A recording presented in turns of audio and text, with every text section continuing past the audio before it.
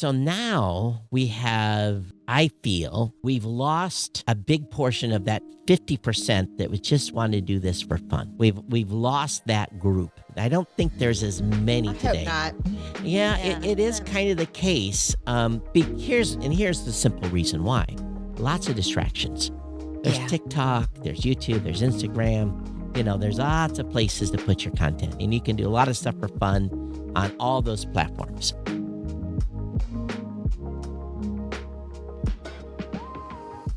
Hey everyone, welcome to Podcast Insider Special Edition, and I have with me Traci DeForge from the Professional Podcast Association and also her company, Produce Your Podcast. So Tracy, welcome, and look forward to talking today. Why don't you give the audience just a little 411 on who you are?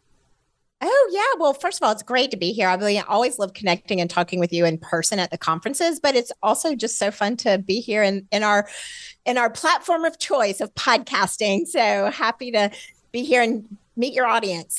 So yes, to your point, I am the co-founder of the Podcast Professionals Association. And for those of you who may not be familiar with it, we are the industry's only 501c6. So we are a nonprofit trade organization for podcast service professionals. And what that means, in not so fancy language, is that we're the organization that's really out there advocating for the podcast service professionals. There are a lot of groups out there that are helping support podcasters, but we found Jen Trepick and I, who are a co-founder, and our founder circle members really wanted an organization that could help businesses and business people in the podcasting space elevate their business, grow their business, be able to have a supportive community and just thrive in this ever-changing industry and space. So that is the Podcast Professionals Association, which I'm sure we'll get into more. And then, of course, Produce Your Podcast, which is the company that I founded in 2016, which I feel like in podcast years was 100 years ago. But we are a full-service podcast production and marketing agency, but we have a twist on, we work very specifically through the lens of business development strategy. So the majority of our clients are leveraging their podcasts as an asset for their P&L to literally grow their businesses. And so we offer just a whole spectrum of full services around that, outside of just the obvious, broadcast quality production and editing. Let's start with we'll talk about Produce Your Podcast later, but let's start with the Sure. Podcast Association, the Podcast Professional Association. I think I call it the Professional Podcast Association at the beginning, but whichever That's way. okay. Hey, you know what? The emphasis is on the professional, which I love. So, and that was actually an interesting part of our founder circle conversations, was making sure that we were very clear of who we serve, so that it would be a vibrant organization for podcast service professionals. I think it actually started out, I think we own both URLs actually, just in case. So what inspired you to create the association, and what gap in the industry does it fill? I guess maybe it's a two-part question. Yeah. And, honestly, I'd love, as a new member, for you to share your perspective on that. But I can tell you what our mission and the values and mission behind it were, that we wanted a place for people to be able to go to talk about things that they needed to grow their business and to stay current with industry trends. David Hoffman, who's one of the founder circle members, he once put it better than I could ever put it, which I need a place to go where I can talk about my clients, not to my clients. And it's not about talking about them in a negative or derogatory way. It's about getting yourself outside the bubble, the individual silo that we often work in all the time, remote work especially, and being able to have conversations about, are you experiencing this in terms of pricing, or how are you pricing on a 12-month basis or on a per episode basis, or how much are you putting into video? Are you doing full edits and repurposing audio, or are you doing fully edited audio podcasts and fully edited video podcasts? And also just a place for people to get some really good mentorship and guidance and business development expertise, because a lot of people maybe were podcasters and then decided to step into being a podcast service professional and maybe have never even been an entrepreneur before. And so we really wanted a place that was inspirational, tactical, really highly targeted to be able to help podcast services thrive in this industry from all areas. So, what is the current makeup of the organization now? For membership wise, is it mostly producers? Is it consultants? What's the kind of the mix so far? Yeah, so that's before I answer that, I'm also going to piggyback onto another one of our passion points, if not a pain point, which I feel like you'll be able to connect to this really well, is that we also wanted a place to go for vetted podcast service professionals that had integrity, that have been in the industry long enough to be able to show their value in terms of their commitment to the integrity of this business, and not just put up a shingle that says podcast consultant and then they get to define what that means, right? So with the organization specifically, there is an application process and you do have to apply for it. And part of the requirements for membership is that you have to earn greater than 50% of your income from your podcast service position. Not that we don't respect a side hustle, but we really, again, want caliber of professionals that can really elevate the ecosystem of the industry. And then secondly, you absolutely need to have been working in this industry for at least a minimum of 2 years, which really isn't a long time, right? Right. We needed a baseline to be able to differentiate the difference between someone who was taking their podcast business, service professional business seriously, or somebody who was just dabbling in it or curious about it.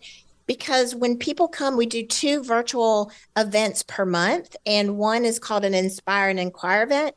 So when people show up for those, we need them to be able to get value. We want it to respect the return on investment of their time and be able to learn and grow. And then the Wisdom Forum is our second event, and that's where everybody comes together. And I am getting to answer your question, but in the Wisdom Forum, that's where you really see the different expertise of the different professionals that are members. So, for example, we'll have people that own hosting platforms like yourself and executive C-suite type positions, founders, startups. We'll also have a freelance person who runs a one-man band practice where they're recruiting, doing the sales, doing the editing, doing all the things. We'll have a full-service production agency like myself who does all the types of services from strategy to consulting to business development to guest booking to ad marketing campaigns and everything in between.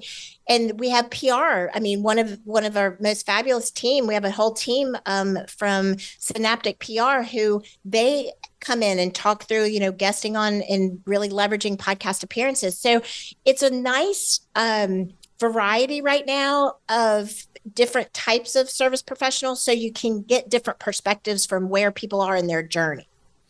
It's kind of funny because my support team will always say the time they reach for basically they have a cough button on their desk is when the call comes in and say, "Hi, I'm a consultant of so and so," and there it's the beep because sadly 9 out of 10 times, the individual may know how to edit an audio file, but that's the extent of it. They really don't know too much. And in fact, we're now in the process of recording a consultant course. It's purely a consultant course. It's designed for people that are, I guess for better words, don't know the history, don't know A to Z. I'm not digging deep into what you guys are doing. I'm just giving people a 14 course overview of here's the history, here's why you need to know this. This is what you need to know when you call. And it's definitely inclined to people that are using our services, but it's one of those situations where sometimes someone will say, "Well, Todd, can you recommend a consultant to me?" And I'm like, do I want this person I'm recommending has to be able to not call me when there's an update needed to an episode title or Oh, of something, course not. stuff Right. like No, that. exactly. So it's, so we're just trying to, for better words, help my support team out. So it Well, sounds to me like you are also doing that at the same time. Well, I do. I understand exactly what you're saying, which is one of the reasons why we created the Podcast Management Academy, which is a certification program for podcast managers. It's a similar need. The story's the same, the details are different. Is like, Yeah. we had such extensive training modules for our client managers for Produce Your Podcast. And what we were seeing as the industry continued to grow over the last 10 years that we've been doing this, and as people started understanding podcasting more or misunderstanding podcasting more, they were hiring a VA who had never done anything in podcasting ever. And they're like, oh, we're just going to get our VA to do it. And it's like, well, but we're really talking about a very specific skill set here. And being a consultant for podcast strategy is a very specific skill set. Being a podcast manager is a very specific skill set. In order for us to, and us meaning the service professionals like you and like me and the leaders in this industry, in order for us to sustain the viability of this industry, we have got to make a commitment to getting quality people working behind the scenes, putting out quality podcasts so that the ecosystem gets fed. Because the more podcast service professionals are educated, trained, successful, profitable, then the better podcasts they're going to create. Then the podcaster will be more successful. Their audience will grow. If they're using it to monetize their businesses will grow. That feeds the entire ecosystem. But if there's unskilled and uneducated in terms of not understanding the intricacies of the industry, putting out podcasts that aren't of good quality, then that's just going to lower the bar for everybody. And I think what you're hearing in my passion right now is why the Podcast Professionals Association is so important to me personally, because I know how important it is to put good quality products into the marketplace.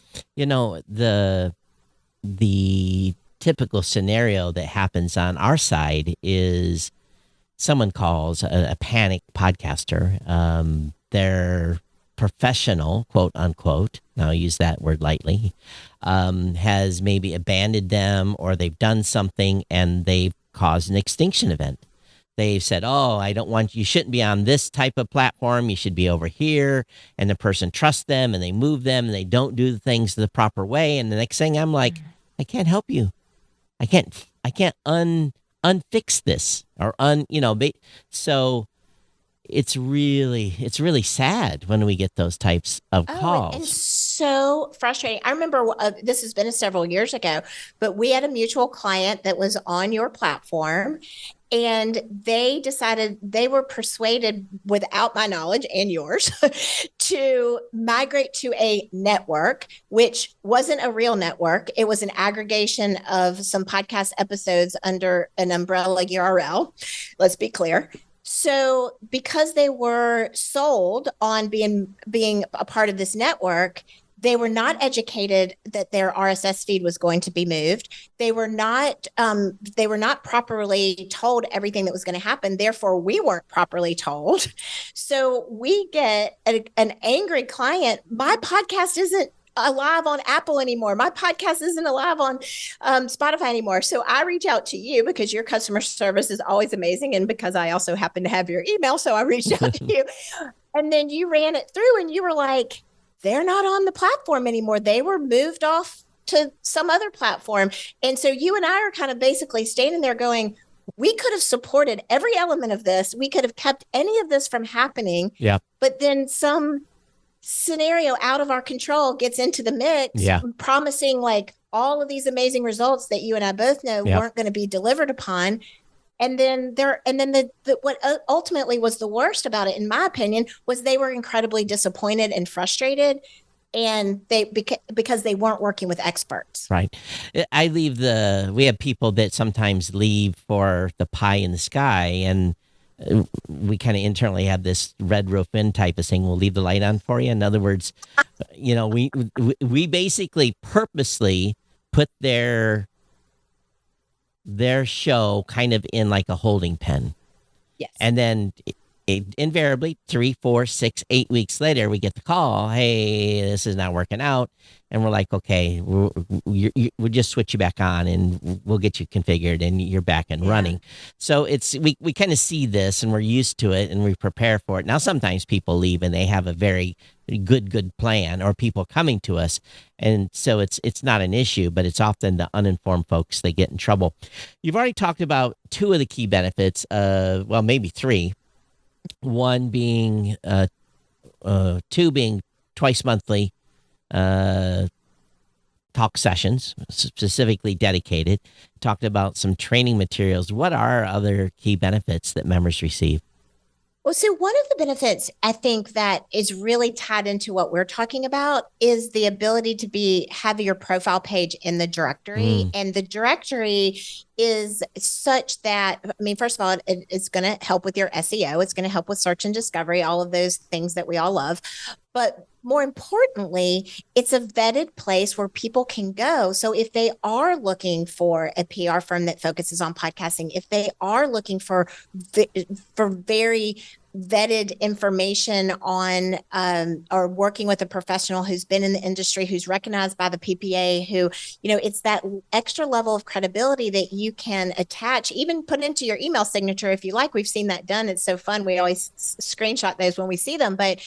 But most importantly is you have the ability to showcase your work, your audio, video samples if you're an editor, and connect to your website, products and services. But it's under that branding, not even the brand, it's just under the credibility of the organization that is, you've been vetted before you ever even show up on that website. And it's not just me that's vetting you, right? That's the thing, that when we started the Podcast Professionals Association, you and I had many conversations, which I respected and value to this day so much, about what does this organization really need to do and how does it need to serve, and what types of criteria is important for the person who goes to this resource directory to try to hire someone. What does that mean behind the scenes to make sure that they are properly accredited? And so it's a bit of a marketplace then. So and it's a good resource for someone that's looking, and anyone that's listening or watching this today. If you're looking for a professional to help you with your show, everyone is a different part of their journey.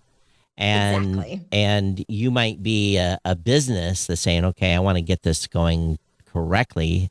We've done a recent interview with Paul Colligan talking about some of the reasons businesses would want to be part of do podcasting, and I'll have that link in the notes here.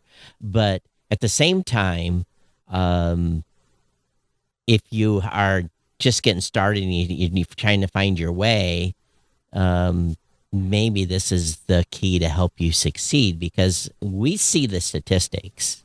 As a matter of fact, we ran some new numbers here recently, because I've always said most shows don't make it to episode 7. If they do, then the other 50%. First of all, we lose 50% of people in the first 7. We lose the next 50% at by the time they get to episode 20, and the numbers are actually getting a little worse.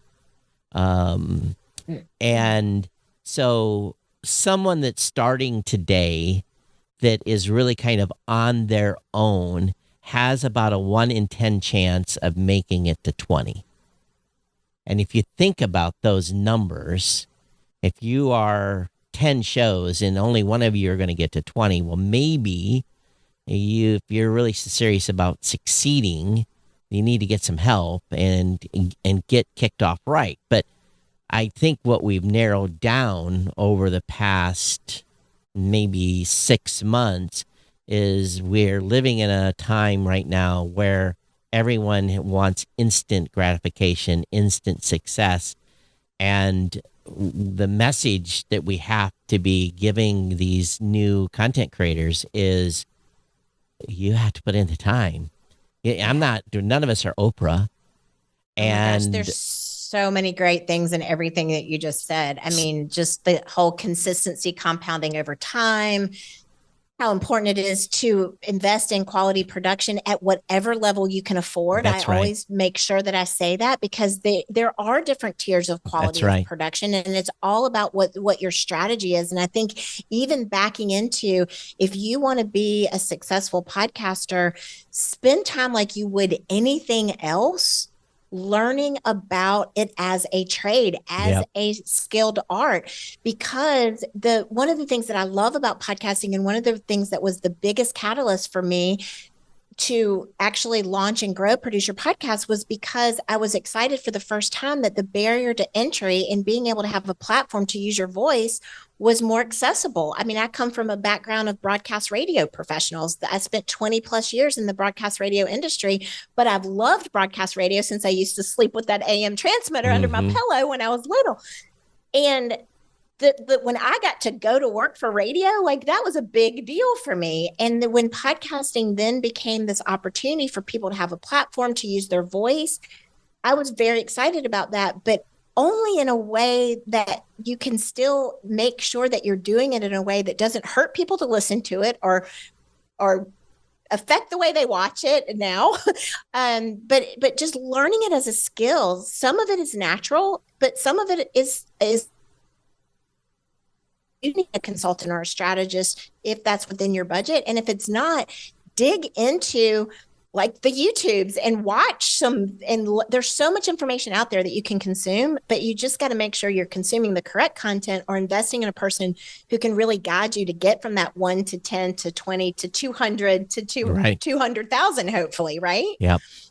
When I started, and again, what you see here is now this started. It started 20 years ago with a $13.95 horrible microphone from Walmart. That's how this started. And right. I recorded episode 1 and didn't nary have a clue, and it was very, very hard in those early days. Thank God it's easy to do a podcast now, technically. But still, I think that as we get into this a little more today, it's going to take people 10, 20, 30, 40 episodes just to find their voice. And, and the number one question keeps coming to me now is, how do I grow my show? And of course, the first thing I say back to the content creators, what is the goal of your show? Mm-hmm. If you have a goal, what is your why? What is your why? So that you know how you're going to create these content to meet that why. So how do you see the PPA evolving in the next few years as podcasting industry continues to kind of grow here? Oh, I love that question. Thank you. I mean, I think one of the most important things will be a continuation of the conversation we're having right now. I would love to see, and I'm not saying that we necessarily need to create the certification programs. Like, I think why reinvent the wheel? Like, I think it would be amazing to be able to have partners like yourself who already has a consultant certification program. Of course, I might be a little biased, but the podcast manager certification program is the only truly certified program in the industry. So again, that credibility factor is important. And so being able to be in on that ground floor of the people who want to make their living in this industry and having them feel like they're qualified coming out of the gate and feel empowered to be an entrepreneur in this space, and knowing that that's more than just being able to edit a file or to, book someone on a podcast successfully. Right. There's so much more to it. So I think in my sweet spot, and I worked for decades with entrepreneurs, helping them launch businesses. That's another area of my professional background that I'm just tremendously passionate about, especially women entrepreneurs. So I just really want to have a container, an organization where people can go to it and grow the business and grow the industry. And then what does that look like? Well, I mean, we're having changes happen rapidly, and they're happening at warp speed, right? And so we want to have a seat at the table. We want to, there's simple things like when you go to apply for a mortgage right now, a podcast business or a podcast service professional isn't even in the code of what you can put as your career of what it is that you do. Right. That might sound like a small thing, but it's not. It's a big thing. It's like the more this industry continues to grow, the more, and I'm not talking about standards and regulations and things. I mean, that's important. That's not as sexy, but it's still smart. But we want to see it at the table in those type of areas. Another interesting thing, and you're talking about years down the road, that is fascinating to me personally because of my background in managing broadcast radio stations. The biggest job that I was empowered with when I ran 12 radio stations in the Atlanta metro was to make sure our licenses were protected. Like at the end of the day, that was my number one job, was making sure the FCC did not revoke the licenses of any of the FM or AM radio stations that I was responsible for. Where's podcasting going to go in terms of regulations, in terms of brand safety guidelines and all of those things? We want, again, a seat at the table for those conversations because we have valuable insight to share, and those decisions need to be made by having professionals like yourself and the other people that are involved in this organization having a voice in these decisions that are ultimately coming in some way or capacity. It's a good point, but I think back, podcasting is often seen as a independent DIY space. I was a DIY.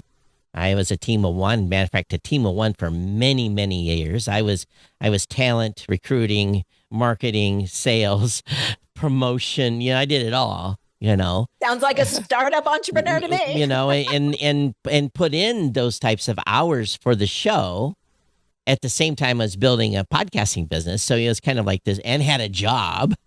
Yeah, exactly. So you talk about no sleep and the reason I have no more hair, but and there's probably 90% of the content creators that are out there today are the DIYs. And, we know for a fact that podcasters, content creators, are spending more money now on third-party services. In the old days, they used to complain about my $20 hosting fee. They don't complain anymore. They're paying X dollars for this service, X dollars for that, X. And so sometimes some of these content creators are incurring a couple of $100 worth of tools to produce their shows. And, my goal is obviously to help them save money and build the tools into the platform itself. But do you think having a professional association is going, because right now, let's be honest, probably most of the folks that are using your services and your member services are probably folks that have businesses. What are you seeing? I guess the question I'm asking is, how many do-it-yourselfers are you seeing employing professional podcast services? Is it growing? Is the number of folks that are one-man bands like me now looking for help, or is it mostly businesses? What do you get the crystal ball of what's happening? Sure. So I'm going to answer that through the lens of Producer Podcast, because that's where I'm on the front lines and having the conversations with the podcasters who are in that space of doing it themselves, or they might be doing it themselves, but they might have that VA, or they might have that, I feel like the good news is we've advanced in two ways. We've advanced from people understanding that they doing it themselves, like you said, can be very overwhelming and lead to either extinction or fading, burnout, extinction, burnout. Yes. Yep. Secondly, I think that people are realizing that they had more time on their hands. We see a lot of people who had a lot more time on their hands during the pandemic, and now we're not only are people back in full swing back to work, but now we're returned to office back to work in some cases, and so that bandwidth has been reduced significantly, and all of those things. But I think the third thing that's really showing up for me, especially even in this calendar year so far, and we're not that far into it, is the amount of people they've been able to be consistent. They've released their episodes. They think they're doing all the things that they've studied on their own or that they have created on their own, but they're seeing either flatline or decrease in audience growth.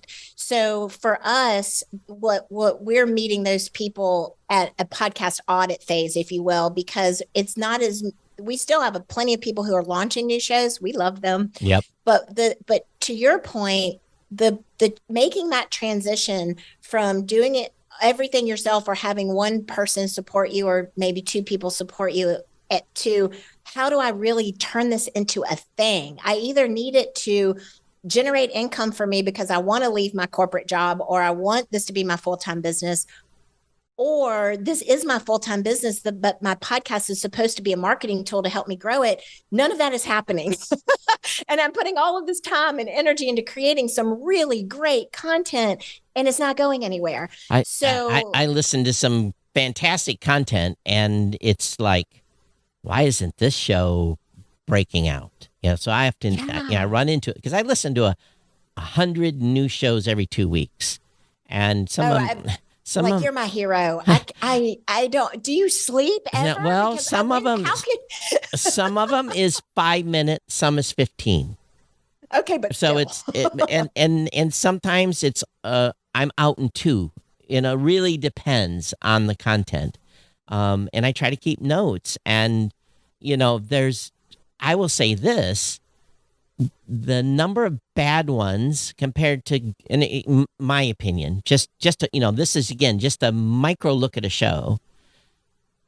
It's shifted over the years. It used to be like 7 out of 10 were, oh my God, these 7 are pretty bad.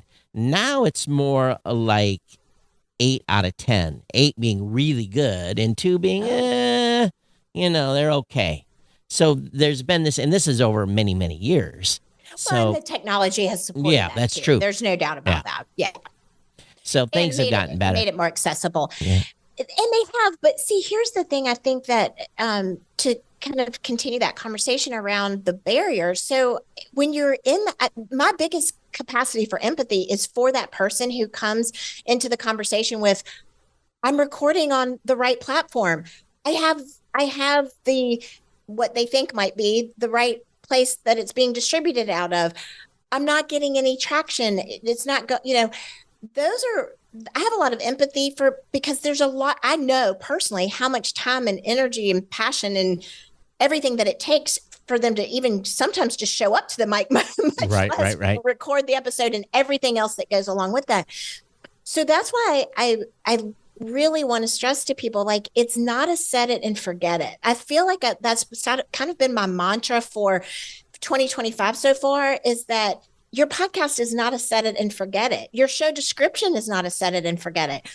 You aren't the same podcaster today that you were when you wrote that show description, or you had someone write that show description for you. It's probably not optimized for keywords that are working for you right now. So there's so many pieces that I just really encourage people to take into consideration. Is don't just launch it, set it, and forget it. Like, you have to, oh, bless you. I held it in. Hey, you did such a good job. You have to be mindful of, there's so many other barriers to growth that have nothing to do with the content that comes out of your mouth. There are SEO barriers. There's I'm just going to say it. If you're on a free hosting platform, you get what you pay for, right? Yeah. Like, and not just because, you have one of the most fantastic platforms in the industry. It's just factual. Like with anything in life, you get what you pay for, right? So why do people think it's okay to host on a free platform and expect to scale and grow to the degree that's possible? You can't. And so I guess that's sort of my soapbox right now, is like, don't set it and forget it. We Go have back and make adjustments. We have a lot of people that graduate off that platform that will remain unnamed. No need to mention it. Just free. We shouldn't have to say anything about Spotify at all. So it's okay to be on there. Don't host on there. So be a creator on Spotify. Just get a better hosting platform. That's right.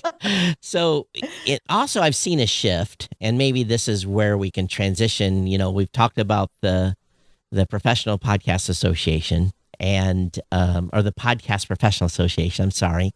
And you're going to have to cause me to make sure I have that other URL activated, because that's right. So and redirected. Note to self. It's just so easy to say it the other way. The what we've seen, and if I look back, and again, look in my Wayback Machine, because I go all the way back. The early days, we would see 50% of the creators were doing this for fun. They didn't have any desire to make no money. They just wanted to pull up a mic. They wanted to have a conversation. They wanted to share what there was on their mind. And it was stories from A to Z. Some of it sad, happy, glad, gross. It run the whole gambit. And then 30% of the folks of that 100, 30% were a little more professional. They wanted to make some money, but they didn't check their email about once every 2 weeks. So, it was kind of that 30% group. And then there was 20 that they were on it. They were on it hard. And if I had an ad deal or if I had something come up, some promotion, podcast of the month, whatever it was, man, the email came back within, if not minutes, hours, not days. So, Right. so now we have, I feel we've lost a big portion of that 50% that would just want to do this for fun. We've lost that group. I don't think there's as many today. I hope not. Yeah, it is kind of the case. Here's the simple reason why. Lots of distractions. There's TikTok, there's YouTube, there's Instagram. There's lots of places to put your content, and you can do a lot of stuff for fun on all those platforms. So what we have now today is we have that 30% that wanted to make money and would answer the email every 2 weeks is about 80% now. But they're here with us, they're doing their shows, but they're not necessarily doing a whole bunch of maybe it's 70% but so I think, in my opinion, and again, this is just based upon talking to podcasters, because my biggest challenge that I see from content creators is, besides asking them, what's your goal? The second place we go is right to their website. and I get to their website. I can almost guarantee one of three things. The podcast is on a secondary page somewhere buried. Number two, the ability to follow or subscribe to the podcast is on a secondary page or below the fold, and there's no way to contact them on their website. Those are almost always when I go on people's websites, and I'm like, even though I've always said you record for your audience and you write for Google, and now you're writing a little bit for AI, sometimes podcasters are their own worst enemies. They've done the basic stuff partially right, but then they've just given up this opportunity. And we don't care where people find us. We don't care if they find us on Twitter, X, I guess that's the same thing, X, Facebook, wherever they find us. We don't care as long as they find us and then can get to the content, whatever platform we're producing the content on, and listen. So it's kind of like there's this mismatch. And I guess the question I would have for you then is, what are the biggest challenges you're seeing in your clients, that the biggest challenges they're facing today? Oh, well, that's a loaded question that we could spend hours on. Okay. But I'm going to start where you left off in terms of the importance of, and first of all, I just want to say your ears must burn all the time, because if I've used that phrase once, I've used it 100 times. You create your content for your audience and you write your show notes for Google, but I always source you. Always source you. So you get a mention in just about once a day in my world. They used to beat me up when I say that. They would say, you're crazy. You don't need a website, so now. Yeah.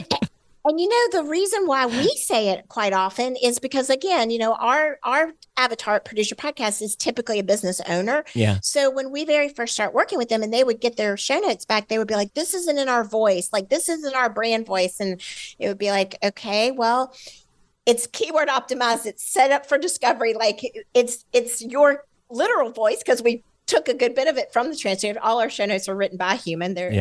But so I just think I think to really answer your first question, and just in that piece of connectivity, is that people underestimate how important the other details are outside of what they say into the microphone. Absolutely. Like they either don't know about it because they either, again, have been DIYing it and just haven't really aligned themselves with somebody that can properly guide them, or they know about it and they're busy and they just underestimate how much taking that shortcut is actually impeding their growth. And so I think we're still on an uphill battle of education around all the things that you need to do to grow a show. And so, I'll just kind of leave that there. What are we seeing in terms of challenges? I mean, it is the ones that are the biggest challenge for me are the ones that we do all the things for, and we're still not getting through to them that there's still some things they have to do, right? Yeah. Like I'm not trying to break my arm patting myself on the back, but I really don't know a full service agency that bends over more backwards to provide full service than we do, because we're so committed to growing the show. And yet I still get frustrated because they drop off on the consistency of their recording schedule, even though we'll send out their invite to their guest. We'll have an engineer there, like a personal trainer, like showing up for your workout, like show up for your recording session. They'll drop off on the cadence of their recording. We can't control that.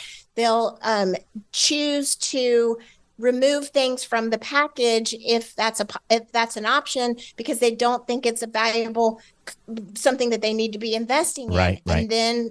And so, I mean, I could just literally just go off all day, and you don't want that. You don't want to rant. You want an answer. Well, I think if we bring it back a little bit, that saying is you record for your audience. And this is the critical part. Yes. And when I was in the Navy, our evaluations were based upon sustained superior performance. The key word is sustained superior performance. So when you are recording your podcast day after day, and this is work, this is your job for your show, is speaking to the mic, sustain superior performance, because you're going to gain them and keep them by what you say into the microphone. Right. But if no one, what is that old adage they used to say in the advertising world? If a tree falls in the forest, Right.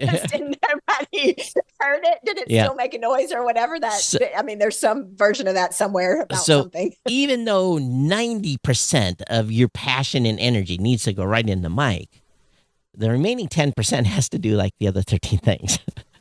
And, and it's literally like 13 or 14 other things. And per episode. Right, per episode. And, people used to ask me before, Todd, do you sleep? I said very little, because I had been given a mandate. And it was kind of funny because in the early days of podcasting, it was very expensive because there was no hosting platforms like mine available. They just didn't exist. So I think I was up to about...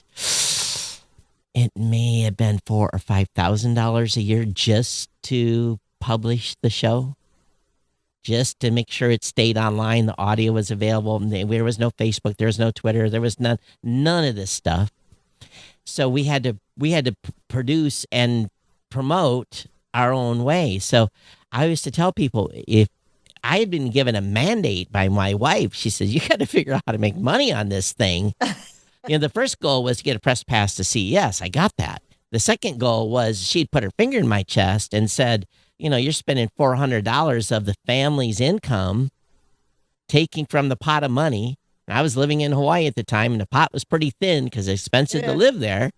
That's not an inexpensive place to live. And she says, this hobby of yours has to generate revenue. So I was super focused on making sure I grew the audience. So I worked the show like I worked my job, sustained superior performance the whole way around. I think sometimes, and I used this analogy the other day, my son is a photographer, works in social media, and he struggled. And I said, rinse, wash, repeat. Keep doing the jobs, keep doing a good job, keep serving your clients. And at some point, someone will say, hey, I know a guy that did a great job. And you're going to get recommended, and you're going to get called in, and you're going to have a job. And that's what happened. He did enough jobs. He did it well enough that someone said, hey, I'm looking for someone. I said, well, I had a guy that did a job for me. My son got called, 3 months probation. Now he's full-time. He's got benefits and the whole 9 yards because he worked at it. So a lot of this is you got to work at it. You don't see YouTubers being success on episode 1. No, and there's something I trained salespeople for decades as Sure. part of my professional career. And one of the things that I always used to say is that really good salespeople make the job look so easy. Typically they're driving expensive cars and they don't have to show up at the office, or they can pop in whenever they want. They can, they're wearing more expensive clothes and doing more things that look fancy, and they typically are good income earners. And from the outside looking in, you think they've got the easiest lift, like that they don't even have to do anything. They just show up and get paid, because when you do something really well, it looks easy to other people, but they have no idea how much they have to prospect, how many no's they get before they get a yes, how defeating that can be, how debilitating that can be, how exhausting that can be. And content creation is the same thing. The outcome of a really good piece of content, it looks like you just showed up and that's what happened because you're good at what you do, but you don't really understand the intricacies of what went behind building that audience, getting that content even put together, getting it out there, getting it optimized, growing it.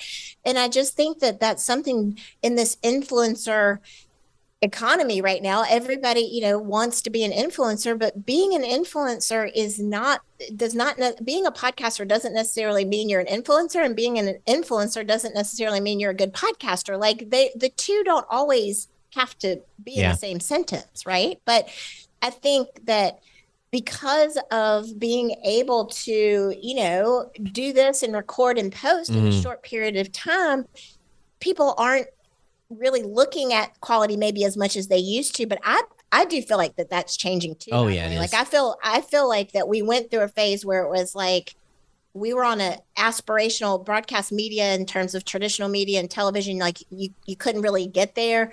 Then the pandemic, the late night shows and the talk shows, went live from their homes, and kids are crawling all over, and dogs and cats and everything. So it was like, oh well, if Jimmy Kimmel can do it, I can do it. And so then I think we hit almost like a low bar in terms of, and it became acceptable. But I think now, thank God, that pendulum is swinging back, that people want to consume content that's created in a way that is easy on your ears and your eyes and not painful. I giggled because when everyone was having those pains, I'm like, I've had a studio for a while. I'm good. I've been in this business for a while. People are like, wow, you got a great background. I'm like, well, I guess you didn't watch the show. So we've been talking about all the challenges and things like that. But can you share a success story of a client who saw some amazing growth and, where you guys came in and really knocked it out of the ballpark? Oh, well, yes, please. And thank you. Just this week, as a matter of fact, breaking news. So we work with a financial advisor. Their podcast is Crazy Wealthy Podcast. And I just happened to know, because I did his pre-launch strategy, that he has a very high limit for assets under management that that you have to meet to work with him. And so he wanted the podcast not necessarily to be a business development tool, but he wanted it so that he could share his very specific methodology, because it's very database, it's very science-based, about the psychology of money. It's fascinating. Like I had one of the most fun discovery sessions, pre-launch strategy, that I remember even doing in that finance space, because everything about what he shares about the psychology of money is just so incredible. And his podcast has been out there. And one of the things we did with him was a long form strategy with a Q&A with the guest. But then we also added in short form, which we define as up to 15 minutes, where he's solo talking about Fix It Fridays, but he brings in that methodology and that science and data-based content. And he closed a cold lead of his that met his minimum threshold of assets under management straight up from his podcast. And that was literally like this week. But we have clients who we have a divorce attorney who, again, I love this story because she is licensed to the Wisconsin. She's geographically restricted in terms of where she can grow her client base from. She's a divorce attorney. So again, that's a niche. You have to either be going through a divorce to listen to the podcast, or know somebody who's going through a divorce. 60% of her business that she gets, her new clients, come from her podcast, because they already feel like they know her and can trust her. And this is such a sensitive time in life that that she's going to be their big advocate. So she not only had her divorce podcast, but then she launched a second podcast from a special segment that we had integrated into her show, which was called Saddle Up Live. That we did was on brand because she recorded in a barn. That's where her studio was. She recorded in a barn. She loves horses.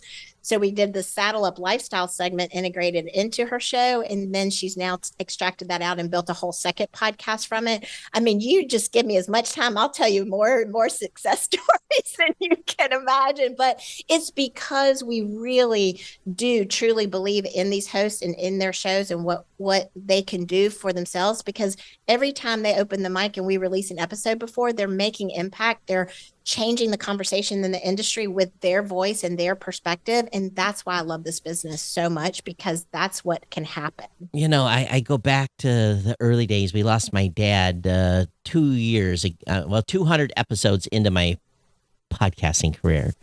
And went home and buried him. And then basically I had told my audience, hey, I'll be back in 10 days. This is before we hit cell phones were like, flip phones, it was pretty rudimentary. Right. And, and I lived in the bag phones. Yeah. I had a bag phone. Nobody even knows what that is anymore. And I lived in the country and, there was no email. There was no dial-up. It just, didn't exist. And I come home and I'm on my modern internet connection in Hawaii. And, there's 5,000 emails and condolences from my audience. And I'm just kind of like, wow, impact.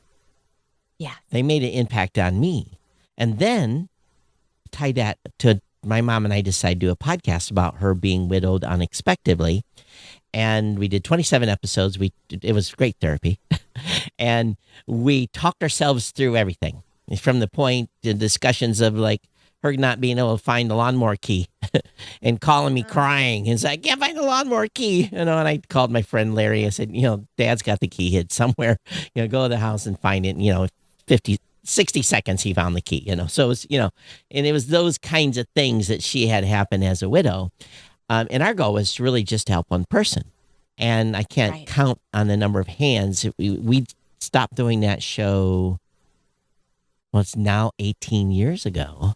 And we still periodically get an email that comes in that says thank you, because it's timeless content. So I think people just don't realize the impact a show can have. It could be business, it can be life, it could be survival. It runs the gamut. So everyone's got a story in them, and it's not always about the growth. Right. And that they can make a difference to one person. One and person. The thing. Yeah. That's why, like when I very first started this business, people were like, you need to niche and you need to go into a vertical of all lawyers or all this or all that. And I'm like, no, because I want to work with the person who's helping people with fertility issues. I want to work with the people that's helping people with, I'm looking behind me for those who are listening. I have a wall of client tiles behind me, one specifically bariatric surgery, people that are going through bariatric surgery, like building community and support around that. And my own personal experience that I love to share is that I suffered from migraines almost my entire life. And when we moved to Taos, New Mexico, they escalated significantly. We only lived there for a year, but the number of migraines I had just were going crazy. At a point, I just couldn't do anything to look at a screen, or so I was listening to a podcast about migraines, and it gave me insight on this very odd food intolerance. It's a vegetable dye called annatto, and it explained that could trigger migraines. And I had tried a lot of eliminations of other things, but I took out the annatto is a vegetable dye that makes cheese orange. I mean, it is such a tiny little speck of a thing in your diet, and that fixed it. It literally changed my life. Wow. Like changed my life. And that is my own personal story. That person who hosts that podcast on migraines has no idea. Yep. But because they showed up that day and they created that content and they released it and I listened to it, I no longer suffer from debilitating 3-day physically ill migraines and I learned that from a podcast, and I love that story. And I know we do that for people every single day in some capacity. And that's what keeps me going. Tracy, I'm going to give you a hard question to answer. This is almost going to be impossible. Oh, dang it. I thought I had gotten through the tough ones. What's one piece of information or piece of advice you would give someone who's serious about launching a successful podcast but feels overwhelmed by the process?